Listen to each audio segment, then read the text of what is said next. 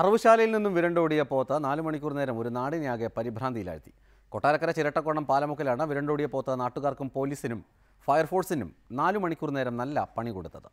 ചിരട്ടക്കോണം പാലമുക്കിൽ അറവുശാലയിലേക്ക് കൊണ്ടുവന്ന പോത്തിനെ അജ്ഞാത വ്യക്തി ദേഹോപദ്രവം ഏൽപ്പിച്ച ശേഷം കെട്ടഴിച്ചു വിടുകയായിരുന്നു.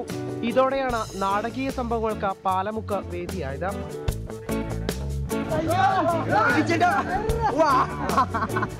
വിരണ്ടോടിയ പോത്ത് ആദ്യം കയറിയത് പാലമുക്കിലുള്ള LP സ്കൂളിലേക്ക്.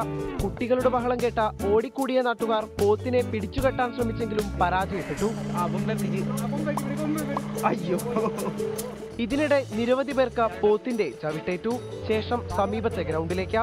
പോത്തിനെ പിടിക്കാനെന്നും പറഞ്ഞ് ഗ്രൗണ്ടിലേക്ക് ഇറങ്ങിയ നാട്ടിലെ സകല സാഹസികന്മാരും ഓടിയ വഴിക്ക് പിന്നീട് പുല്ലുമുളച്ചിട്ടില്ലെന്ന ചില കരക്കമ്പികളും ഉയരുന്നുണ്ട്.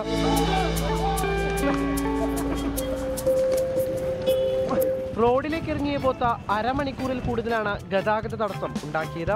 3 മണിക്കൂറിന് ശേഷം സംഭവ സ്ഥലത്തെത്തിയ ഫയർഫോഴ്സിനും പോത്തിന്റെ പരാക്രമങ്ങൾ കണ്ട് അന്തം വിട്ട് നിൽക്കാനേ കഴിഞ്ഞുള്ളൂ. ഒടുവിൽ നാട്ടുകാരും ഫയർഫോഴ്സും ചേർന്നുള്ള അറ്റകൈ പ്രയോഗത്തിനൊടുവിൽ പോത്തിന്റെ കഴുത്തിൽ കുരുക്ക് വീണു.